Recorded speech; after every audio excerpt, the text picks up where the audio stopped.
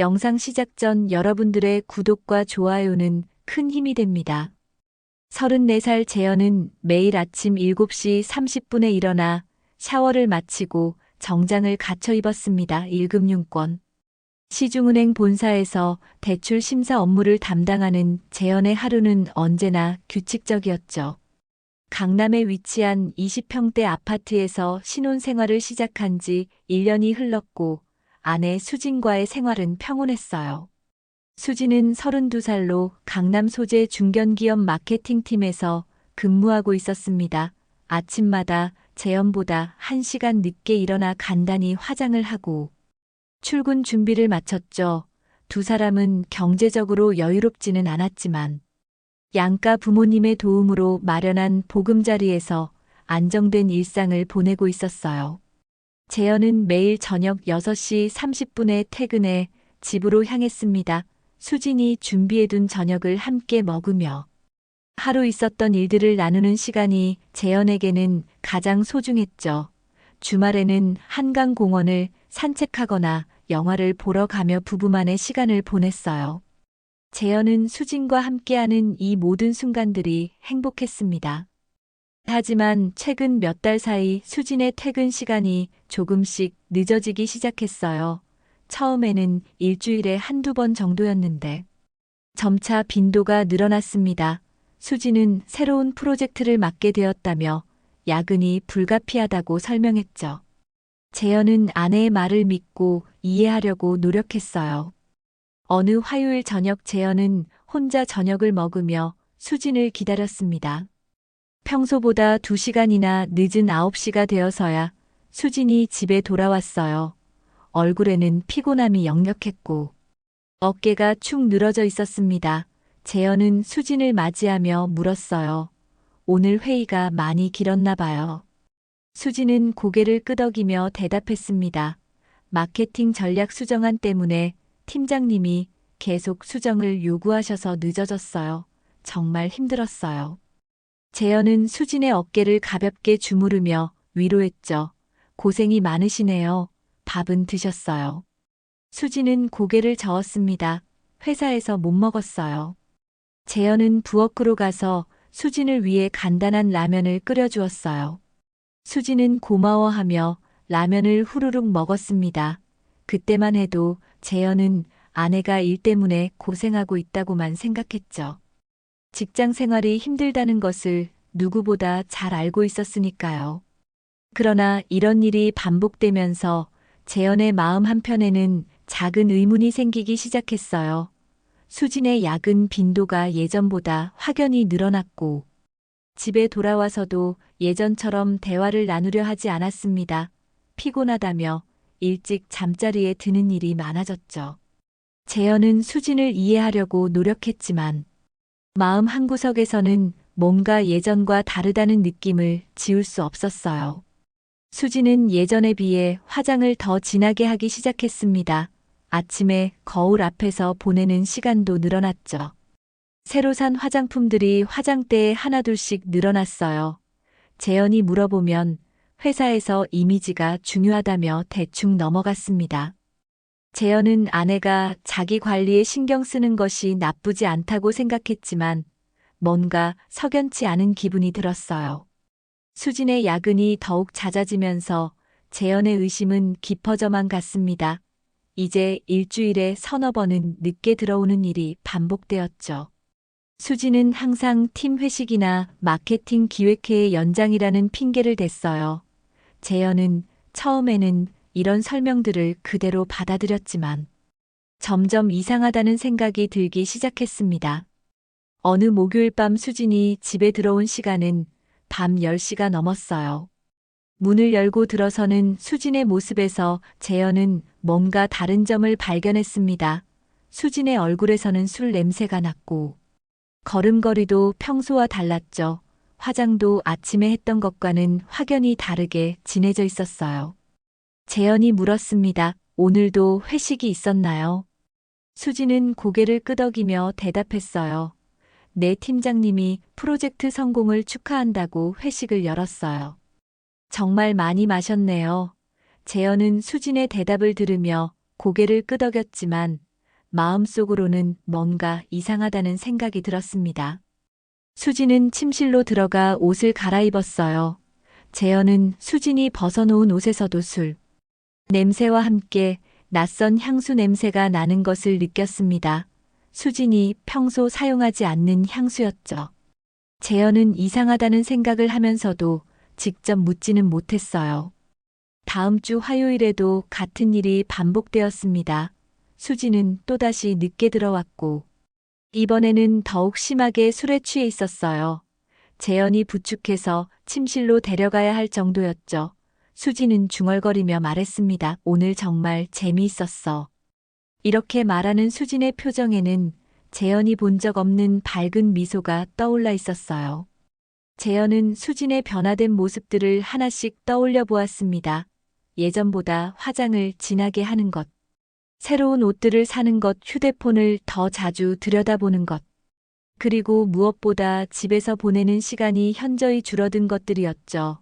이 모든 것들이 우연의 일치일까 하는 의문이 재현의 마음을 무겁게 만들었어요. 어느 금요일 밤 수진은 평소보다 더 늦은 시간인 밤 11시가 넘어서 집에 들어왔습니다. 이번에는 정말 심하게 취해 있었어요.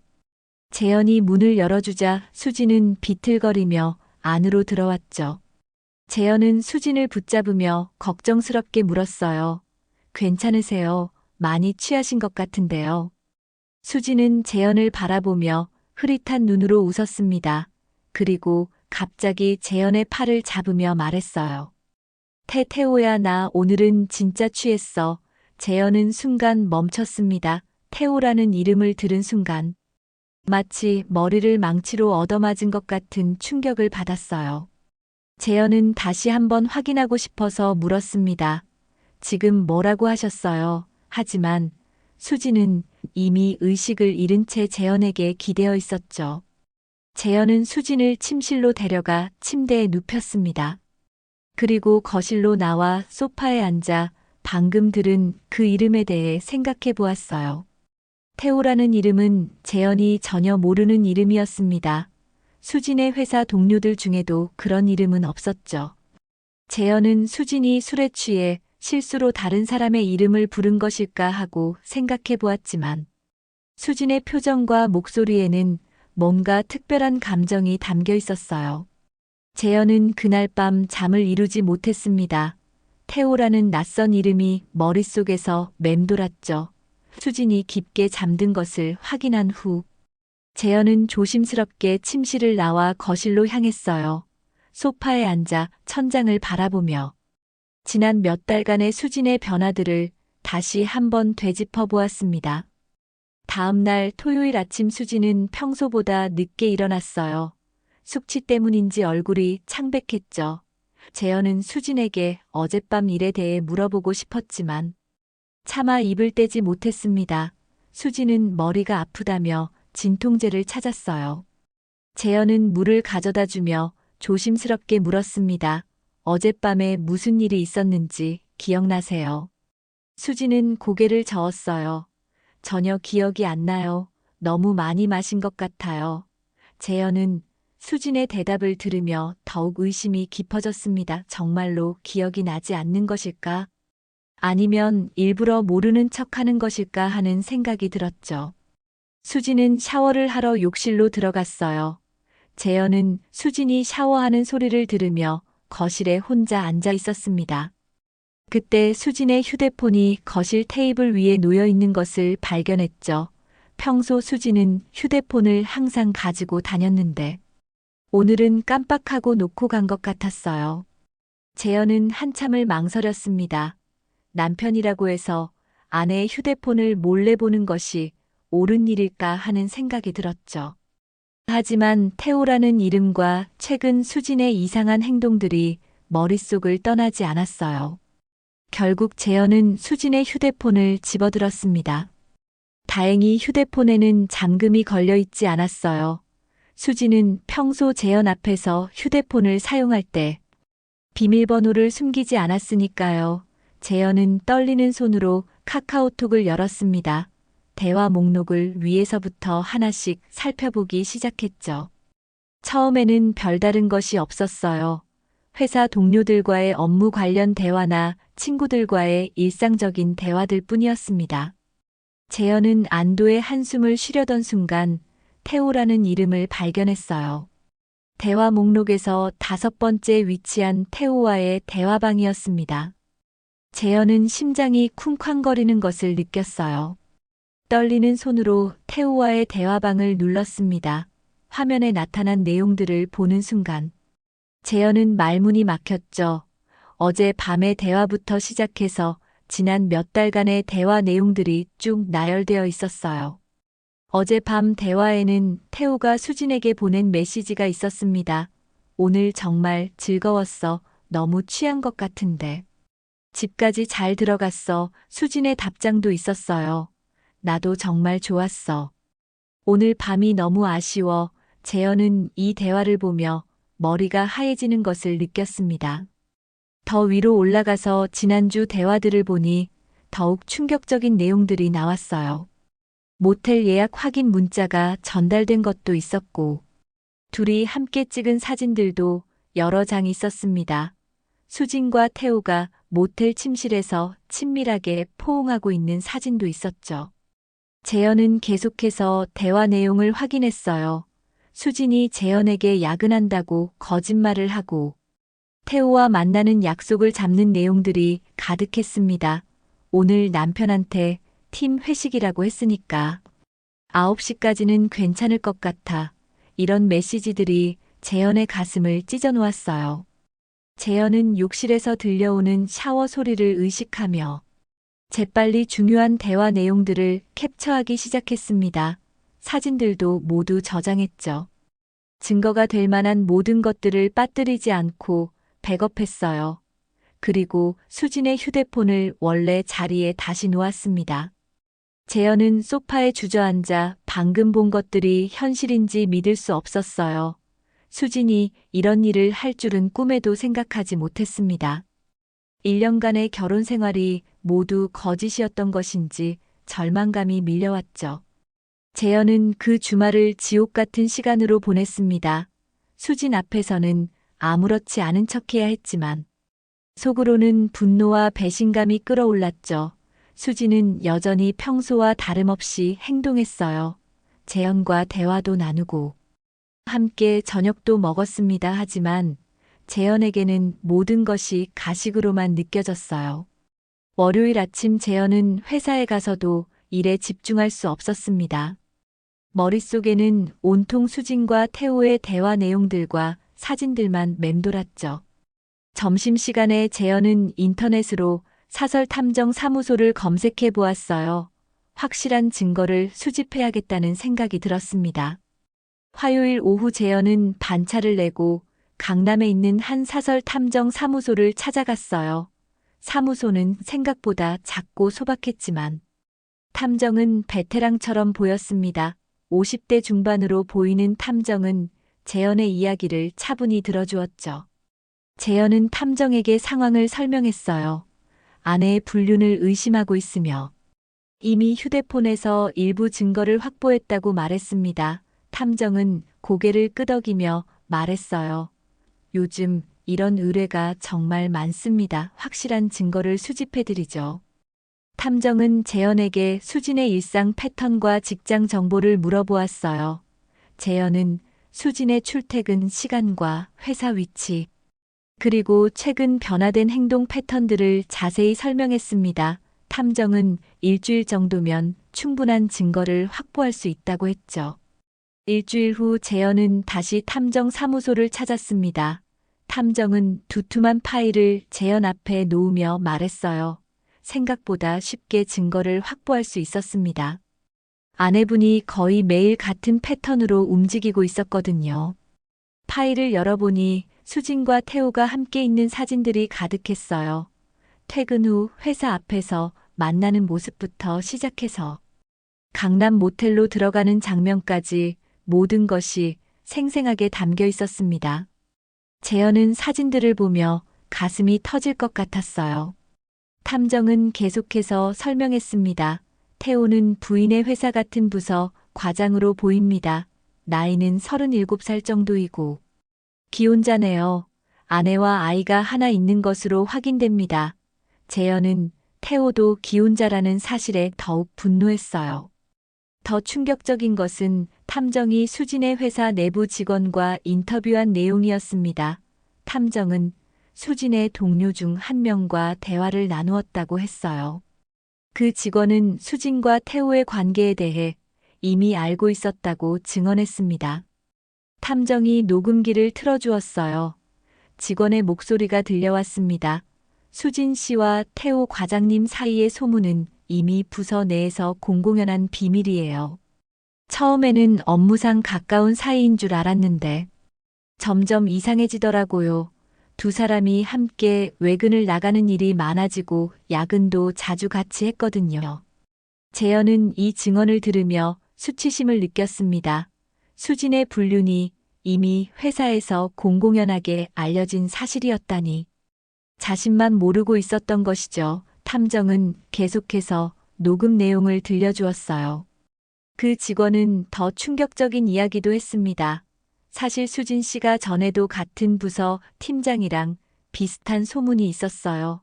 그때는 조용히 넘어갔지만 이번에는 더 노골적인 것 같아요. 아마 오피스 와이프라는 별명도 있을 거예요. 재현은 오피스 와이프라는 말을 듣는 순간 머리가 하얘졌어요. 수진이 회사에서 그런 별명으로 불리고 있다는 사실이 믿어지지 않았습니다. 탐정은 재현의 표정을 보며 위로의 말을 건넸어요. 힘드시겠지만 이제 확실한 증거가 있으니 법적 대응을 준비하시는 게 좋겠습니다. 재현은 탐정에게 수고비를 지불하고 모든 자료를 받아왔어요. 집으로 돌아가는 길에 재현은 자신의 인생이 완전히 바뀌었다는 것을 실감했습니다. 더 이상 예전의 평범하고 행복한 신혼부부로 돌아갈 수는 없었어요. 재현은 다음 날 아침 일찍 회사 근처에 있는 법무법인을 찾아갔습니다. 이혼 전문 변호사와 상담 약속을 잡아두었거든요. 변호사 사무실에 들어서니 중년의 여성 변호사가 재현을 맞이해 주었어요. 변호사는 이혼 사건을 15년간 담당해온 베테랑이었습니다. 재현은 변호사에게 탐정 사무소에서 받은 모든 자료를 펼쳐 보였어요. 수진과 태호의 사진들, 휴대폰 대화 내용 캡처본 그리고 회사 직원의 증언, 녹음 파일까지 모든 증거를 제시했습니다. 변호사는 자료들을 꼼꼼히 살펴보며 고개를 끄덕였어요. 변호사가 말했습니다. 이 정도면 불륜 사실을 입증하기에 충분한 증거입니다. 특히 모텔 출입 사진과 휴대폰 대화 내용은 결정적인 증거가 되겠네요. 재현은 변호사의 말을 들으며 조금이나마 안도감을 느꼈어요. 적어도 자신이 미친 것은 아니라는 확신을 얻었으니까요. 변호사는 계속해서 설명했습니다. 이혼 소송에서는 유책 배우자를 가려내는 것이 중요해요. 부인의 불륜이 명백하므로. 재현 씨가 유리한 위치에 있습니다. 위자료도 충분히 받을 수 있을 것 같아요. 재현은 위자료에 대해서는 별로 관심이 없었지만 수진의 잘못을 법적으로 인정받는다는 사실 자체가 중요했어요. 그런데 변호사가 더 중요한 이야기를 꺼냈습니다. 불륜 상대 남성에 대해서도 상간소송을 진행할 수 있어요. 태호라는 사람이 기혼자라고 하셨죠. 그렇다면 태호의 아내도 피해자가 되는 셈입니다. 재현은 태호의 아내와 아이가 있다는 사실을 떠올리며 복잡한 심정이 들었어요. 변호사는 법적 절차에 대해 자세히 설명해 주었습니다. 먼저 이혼 조정 신청을 하고 조정이 성립되지 않으면 이혼 소송으로 넘어갑니다. 동시에 태호에 대한 상간소송도 준비할 수 있어요. 상간소송에서는 정신적 피해에 대한 위자료를 청구할 수 있습니다. 재현은 변호사에게 물었어요. 대략 어느 정도의 위자료를 받을 수 있을까요? 변호사는 잠시 생각한 후 대답했습니다. 결혼 기간이 1년으로 짧지만 불륜의 정도가 심각하고 증거가 확실하니 수진에게는 3천만 원 정도, 태호에게는 2천만 원 정도를 청구할 수 있을 것 같아요. 재현은 금액보다는 수진과 태호가 법적 책임을 지게 된다는 사실이 더 중요했습니다. 변호사는 재현에게 당부했어요. 소송 기간 중에는 감정적으로 대응하지 마시고 차분하게 진행하는 것이 좋겠어요.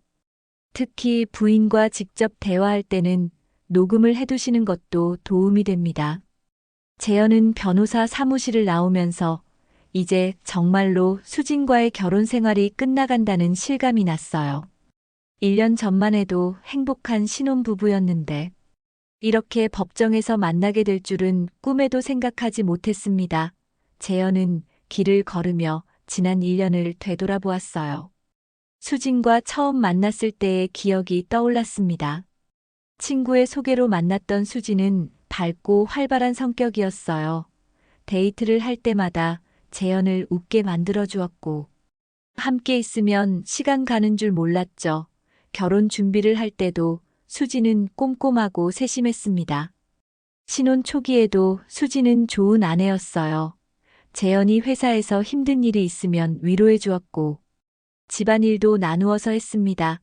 주말에는 함께 요리도 하고, 영화도 보며 행복한 시간을 보냈죠. 그런 수진이 언제부터 다른 남자와 불륜을 시작한 것일까요? 재현은 수진의 변화 시점을 다시 생각해 보았어요. 아마도 3달 전쯤부터였던 것 같습니다. 그때부터 야근이 늘어나기 시작했고, 화장도 진해졌죠. 휴대폰도 더 자주 들여다보기 시작했어요. 재현은 그때 좀 더 주의 깊게 살펴봤다면 이런 일을 막을 수 있었을까 하는 생각이 들었습니다. 하지만 이제 와서 후회해도 소용없었어요. 이미 벌어진 일이고. 재현은 앞으로 어떻게 살아갈지를 결정해야 했습니다. 변호사와 상담한 결과 법적으로는 재현이 유리한 상황이었지만 감정적으로는 여전히 힘들었어요. 재현은 변호사와의 상담을 마친 후 수진의 부모님께 이 일을 알려야겠다고 결심했습니다. 처음에는 혼자서 모든 것을 해결하려고 했지만 이런 중대한 일을 혼자 감당하기에는 너무 버거웠어요. 무엇보다 수진의 부모님도 진실을 알 권리가 있다고 생각했습니다. 다음 날 토요일 아침 재현은 수진에게 말했어요. 오늘 장인어른 장모님께 인사드리러 가려고 하는데 괜찮을까요? 수진은 의외라는 표정을 지었습니다. 갑자기 왜요? 무슨 일 있어요? 재현은 최대한 자연스럽게 대답했어요. 결혼한 지 1년이 넘었는데 그동안 인사를 자주 못 드린 것 같아서요. 수진은 잠시 망설이다가 말했어요. 저는 오늘 친구들이랑 만나기로 했는데 혼자 가셔도 될까요? 재현은 속으로 냉소를 지었습니다. 아마도 태호와 만날 약속이 있는 것이겠죠. 괜찮습니다. 혼자 가서 인사드리고 올게요. 재현은 오후 2시쯤 수진의 부모님 댁을 찾아갔어요. 인천에 있는 작은 아파트였습니다. 장인어른과 장모님은 재현을 반갑게 맞아주었어요. 사위가 혼자 찾아온 것을 기특하게 여기는 듯 했습니다. 장모님은 재현을 위해 특별히 갈비찜을 준비해 주셨어요. 재현은 먼저 가벼운 안부를 나누었습니다. 어르신들 건강은 어떠세요? 장인어른은 요즘 무릎이 좀 아프시다고 하셨고, 장모님은 혈압약을 드시고 계신다고 말씀해 주셨어요. 재현은 정성스럽게 준비해 주신 음식을 먹으며 어떻게 말을 꺼낼지 고민했습니다. 식사를 마친 후 거실에서 차를 마시며 재현은 본격적인 이야기를 시작했어요. 사실 오늘 어르신들께 꼭 말씀드려야 할 일이 있어서 찾아뵈었습니다. 장인어른과 장모님은 재현의 진지한 표정을 보며 긴장하기 시작했어요. 무슨 일인가요? 재현은 가져온 서류 가방을 열었습니다. 그리고 탐정 사무소에서 받은 사진들과 휴대폰, 캡처 화면들을 차례대로 꺼내 놓았어요. 어르신들께서 보시기에 좀 충격적일 수도 있지만 수진이와 관련된 일입니다. 첫 번째 사진은 수진과 태호가 회사 앞에서 손을 잡고 걸어가는 모습이었어요. 장인어른은 안경을 고쳤으며 사진을 자세히 들여다보셨습니다. 이 남자는 누구죠? 재현은 차분하게 대답했어요. 수진이 회사 동료인 태호라는 사람입니다. 기혼자이고 아내와 아이가 있어요. 두 번째 사진은 더 충격적이었습니다. 수진과 태호가 모텔 앞에서 포옹하고 있는 장면이었어요. 장모님은 사진을 보는 순간 얼굴이 하얘지셨습니다. 이게 정말 우리 수진이가 맞나요? 목소리가 떨리고 계셨어요. 재현은 휴대폰 화면 캡처본도 보여드렸습니다. 수진과 태호의 카카오톡 대화 내용이었어요. 모텔 예약 확인 메시지와 서로에게 보낸 애정 표현들이 적나라하게 드러나 있었습니다. 장인어른은 대화 내용을 읽으시며 주먹을 불끈 쥐셨어요. 재현은 계속해서 증거들을 보여드렸습니다. 탐정이 촬영한 연속 사진들 수진이 재현에게 거짓말하면서 태호와 만나는 약속을 잡는 대화 내용들, 그리고 회사 직원의 증언 녹음까지 모든 것을 공개했어요. 장인어른과 장모님은 점점 말을 잃어가셨습니다. 재현이 말했어요. 어르신들께 이런 말씀을 드리기가 정말 어렵습니다. 하지만 이제 더는 함께 살 수 없어요. 이건 단순한 부부싸움이 아니라 인간으로서 넘지 말아야 할 선을 넘은 겁니다. 저는 이미 변호사와 상담을 받았고 이혼 절차를 진행할 예정입니다. 장인어른은 한참 동안 말씀이 없으시다가 입을 여셨어요. 얼굴이 새파랗게 질려 계셨습니다. 정말 죄송합니다. 사위 우리가 딸을 잘못 키웠습니다. 어떻게 이런 일이 일어날 수 있는지 모르겠어요. 목소리에는 분노와 실망이 섞여 있었어요. 장모님은 아예 말을 잇지 못하고 계셨습니다. 눈물만 흘리며 고개를 숙이고 앉아 계셨어요. 재현은 장모님의 모습을 보며 마음이 아팠습니다. 수진의 잘못이지 부모님 잘못은 아니었으니까요. 재현이 다시 말했습니다. 어르신들께서 너무 자책하지 마세요. 이건 수진이 스스로 선택한 일입니다. 저도 처음에는 믿을 수 없었어요. 하지만 증거가 너무 확실해서 더 이상 부정할 수가 없더라고요. 장인어른이 물으셨어요. 수진이는 이 사실을 알고 있나요? 재현은 고개를 저었습니다. 아직 모릅니다. 제가 먼저 어르신들께 말씀드리고 싶었어요. 수진이와 직접 대화하기 전에 부모님께서 알고 계시는 게 좋을 것 같아서요. 장모님이 떨리는 목소리로 말씀하셨어요. 사위야, 정말 미안하다. 우리 딸이 이런 일을 저질렀다니. 어떻게 용서를 구해야 할지 모르겠구나. 재현은 장모님의 손을 잡고 말했어요. 어머님 잘못은 없으세요. 제가 앞으로 어떻게 살아갈지 결정한 거예요. 재현이 수진의 부모님 댁에서 돌아온 후 며칠이 지났습니다. 이제 수진과 직접 대면할 시간이 왔어요. 재현은 모든 증거를 정리해두고 수진이 집에 돌아오기를 기다렸습니다. 평소처럼 수진은 저녁 9시가 넘어서 집에 들어왔어요.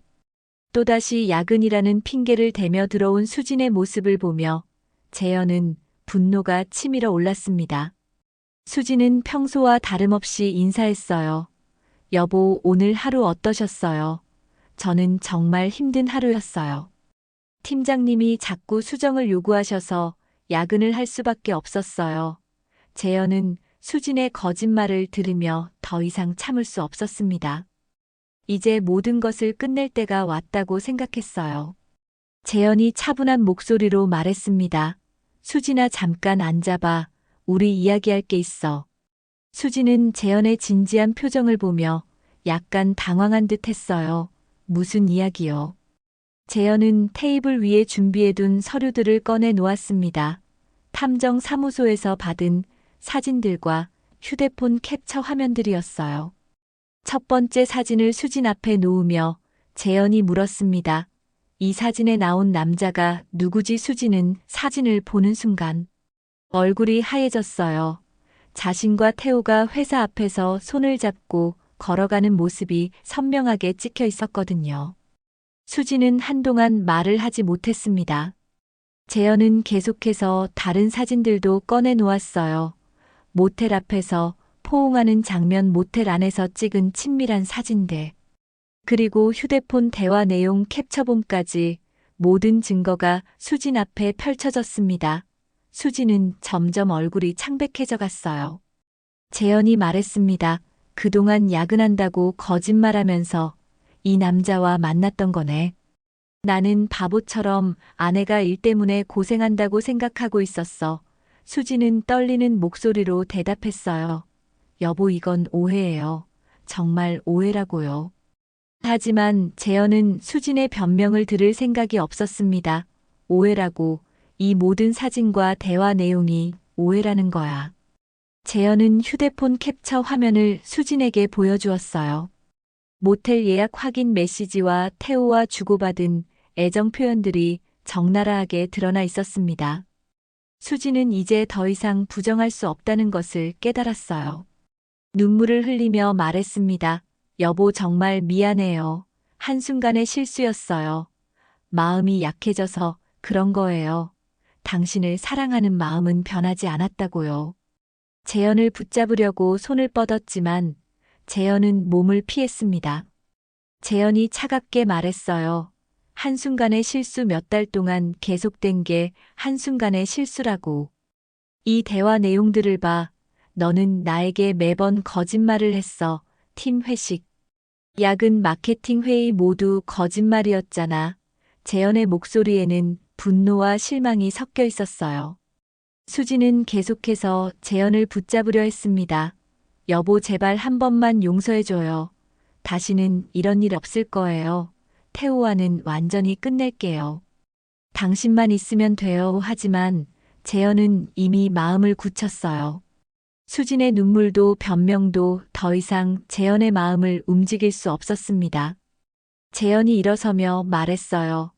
이미 변호사와 상담받았어. 이혼 절차도 시작할 거고. 태호에게도 상간소송을 걸 예정이야. 수진은 이 말을 듣고 더욱 당황했어요. 여보, 그렇게까지 하지 말아요. 제발 다시 생각해봐요. 하지만 재현의 결심은 확고했습니다. 다시 생각할 것도 없어. 이미 너희 부모님께도 모든 걸 말씀드렸어. 장인어른과 장모님도 이 상황을 다 알고 계셔. 수지는 부모님까지 알게 되었다는 사실에 절망했어요. 재현은 마지막으로 말했습니다. 그동안 당신이 말한 야근은 다 거짓이었어. 나를 속이고 다른 남자와 시간을 보낸 거잖아. 어떻게 이런 일을 할 수 있었어? 결혼 반지도 끼고 있으면서 말이야. 재현은 자신의 결혼 반지를 빼서 테이블 위에 던져 놓았어요. 수지는 바닥에 주저앉아 울기 시작했습니다. 여보, 제발 용서해줘요. 정말 잘못했어요. 다시는 이런 일 안 할게요. 하지만 재현은 더 이상 수진의 말을 듣고 싶지 않았어요. 침실로 가서 자신의 옷가지들을 챙기기 시작했습니다. 재현이 마지막으로 수진에게 말했어요. 당신은 이미 끝났어. 더 이상 내 아내가 아니야. 내일부터는 따로 살 거니까 이 집은 당신이 써. 재현은 짐을 챙겨서 집을 나섰습니다. 뒤에서 수진이 울며 부르는 소리가 들렸지만 돌아보지 않았어요. 재현은 집 앞에서 택시를 잡고 친구 집으로 향했습니다. 차창 밖으로 보이는 강남의 야경이 예전 같지 않았어요. 1년 전 수진과 함께 이 거리를 걸으며 행복했던 기억들이 떠올랐지만 이제는 모두 의미 없는 추억이 되어버렸습니다. 재현은 친구 집에서 일주일을 지낸 후 원룸을 알아보기 시작했습니다. 더 이상 수진과 함께 살았던 아파트로 돌아갈 생각은 없었어요. 그곳에는 너무 많은 거짓과 배신의 기억들이 남아 있었으니까요. 재현은 회사에서 가까운 곳에 깔끔한 원룸을 구했습니다. 비록 신혼 때보다는 좁았지만 혼자 살기에는 충분했어요. 변호사로부터 좋은 소식이 들려왔습니다. 수진 측에서 이혼 조정에 응하겠다는 의사를 밝혀왔다는 것이었어요. 아마도 증거가 너무 확실해서 법정 다툼을 피하고 싶었던 것 같습니다. 재현은 변호사 사무실에서 수진과 마주 앉아 이혼 조정을 진행했어요. 수진은 많이 야윈 모습이었지만 재현은 더 이상 동정심을 느끼지 않았습니다. 조정 과정에서 수진은 계속해서 용서를 빌었습니다. 정말 잘못했다고, 다시 한 번만 기회를 달라고 했어요. 하지만 재현의 마음은 이미 돌이킬 수 없을 만큼 단단해져 있었습니다. 조정위원 앞에서 재현이 말했어요. 더 이상 함께 살 수 없습니다. 신뢰가 완전히 깨져버렸어요. 재현은 수진에게 위자료로 3천만 원을 요구했습니다. 변호사가 조언한 금액이었어요. 수진은 그 돈을 구하기 어렵다고 했지만 재현은 양보할 생각이 없었습니다. 자신이 받은 정신적 피해를 생각하면 오히려 적은 금액이라고 생각했어요. 결국 수진의 부모님이 도움을 주기로 하면서 위자료 문제가 해결되었습니다. 태호에 대한 상간소송도 순조롭게 진행되었어요. 태호는 처음에는 부인하려고 했지만 재현이 가진 증거들 앞에서는 어쩔 수 없었습니다. 특히 모텔에서 수진과 함께 찍은 사진들은 결정적인 증거가 되었죠. 태호의 아내도 이 사실을 알게 되었고 태호의 가정도 파탄이 났다고 들었어요. 태호는 재현에게 2천만 원의 위자료를 지급하기로 합의했습니다. 태호도 자신의 직장과 가정을 지키기 위해 조용히 합의하는 쪽을 선택한 것 같았어요. 재현은 태호가 받을 사회적 제재와 가정 파탄이 금전적 배상보다 더 큰 처벌이라고 생각했습니다. 모든 법적 절차가 마무리된 후 재현은 수진과 함께 살았던 아파트를 정리했어요. 수진은 이미 친정으로 돌아간 상태였습니다. 재현은 혼자서 짐을 정리하며 지난 1년여의 결혼 생활을 되돌아보았어요. 행복했던 순간들도 있었지만 이제는 모두 의미 없는 추억이 되어버렸습니다. 아파트 정리 과정에서 재현은 수진과 함께 찍었던 사진들을 발견했어요. 신혼여행 사진들과 데이트 사진들이 가득 담긴 앨범이었습니다. 한때는 소중했던 이 사진들을 보며 재현은 복잡한 심정이 들었어요. 결국 재현은 이 사진들을 모두 버리기로 결정했습니다. 재현은 은행에서의 업무에도 더욱 집중하기 시작했어요. 개인적인 일로 인해 업무에 소홀했던 부분들을 다시 정비했습니다. 동료들은 재현의 이혼 사실을 알고 있었지만 직접적으로 묻지는 않았어요. 재현도 굳이 자세한 이야기를 하지 않았습니다. 다만 일에만 몰두했죠. 주말에는 혼자 한강을 걸으며 시간을 보냈어요. 예전에는 수진과 함께 걷던 길이었지만 이제는 혼자서 걸어도 괜찮았습니다. 오히려 혼자만의 시간이 소중하게 느껴졌어요. 재현은 걸으며 앞으로의 계획을 세웠습니다. 재현은 더 이상 결혼에 대해 생각하고 싶지 않았어요. 수진과의 일로 인해 사람에 대한 신뢰가 많이 깨져 있었습니다. 당분간은 자신만의 삶에 집중하기로 결심했어요. 취미 생활도 시작하고 자기 개발에도 투자하기로 했습니다. 재현은 책을 읽기 시작했어요. 예전에는 시간이 없다는 핑계로 미뤄두었던 독서였습니다. 이제는 혼자만의 시간이 충분했으니까요. 주말마다 서점에 가서 새로운 책들을 골라 읽었어요. 철학 서적과 자기계발서, 그리고 소설까지 다양한 장르의 책들을 읽으며 마음의 평안을 찾아갔습니다. 몇 달이 지나면서 재현은 예전보다 훨씬 안정된 마음을 갖게 되었어요. 처음에는 분노와 배신감이 컸지만 시간이 지나면서 오히려 이런 일을 겪으면서 더 단단해진 자신을 발견할 수 있었습니다.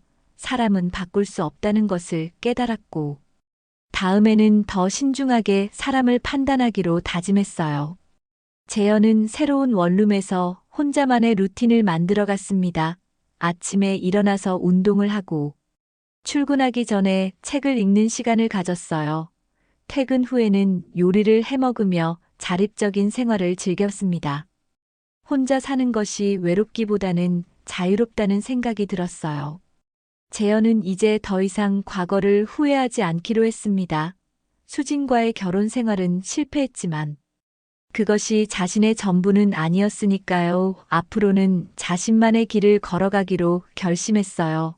다시는 속지 않을 준비가 되어 있었고 무엇보다 자신을 먼저 사랑하는 법을 배웠습니다.